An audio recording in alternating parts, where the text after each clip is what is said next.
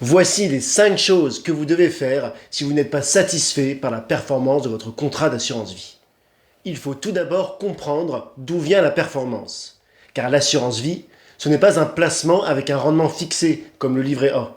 Le rendement va dépendre de chaque contrat et notamment des supports qu'il y a à l'intérieur du contrat.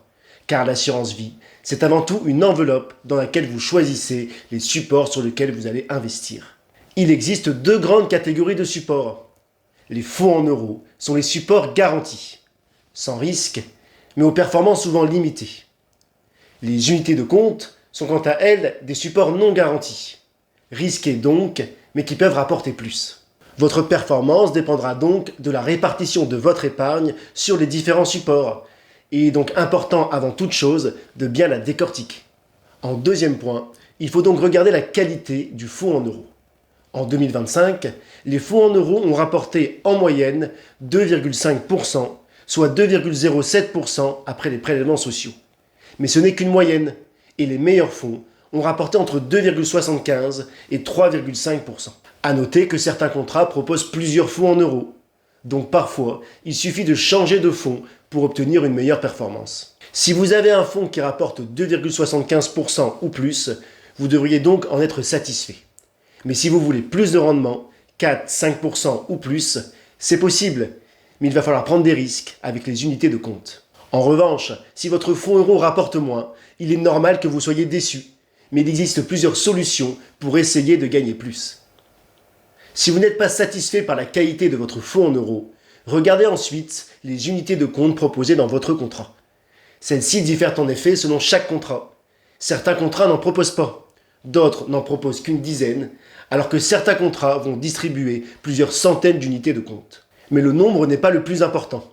Le plus important, c'est la qualité et la diversité des supports proposés. Car qui dit unité de compte ne dit pas forcément gros risque.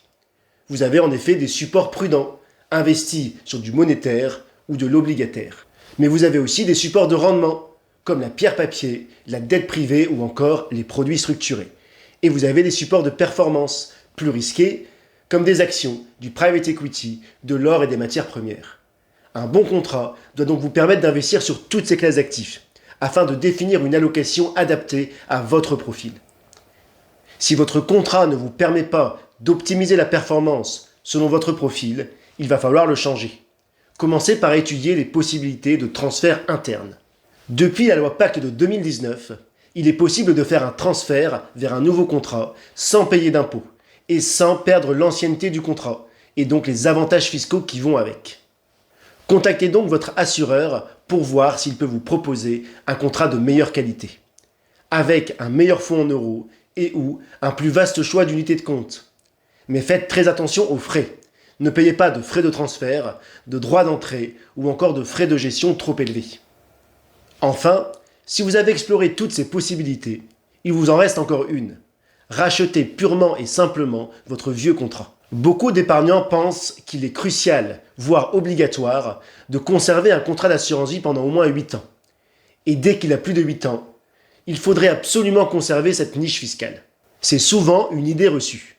Si vous clôturez votre vieux contrat, l'impôt à payer ne sera pas forcément élevé, surtout si la performance est décevante, donc faible. Vous allez certes perdre l'antériorité fiscale du contrat, mais votre nouveau contrat redeviendra attractif dans 8 ans, ce qui est souvent inférieur à votre horizon de placement. Et vous perdrez les avantages successoraux uniquement si vous avez plus de 70 ans. Par ailleurs, de plus en plus, l'objectif d'un contrat d'assurance vie n'est plus la transmission du capital, mais les revenus complémentaires à la retraite. Et dans ce cas, mieux vaut un contrat performant. Concrètement, il y a seulement 2 cas où il faut absolument conserver un vieux contrat peu performant. Si vous avez plus de 70 ans et que la transmission de votre capital est prioritaire, notamment par rapport à la retraite. Et si votre contrat est en forte plus-value, dans ce cas, l'impôt à payer pourrait être élevé. Contactez donc votre assureur pour faire une simulation de l'impôt à payer en cas de rachat total. Et calculez en combien d'années ce coût serait compensé avec un contrat un peu plus performant. C'est souvent beaucoup plus rapidement que ce qu'on croit.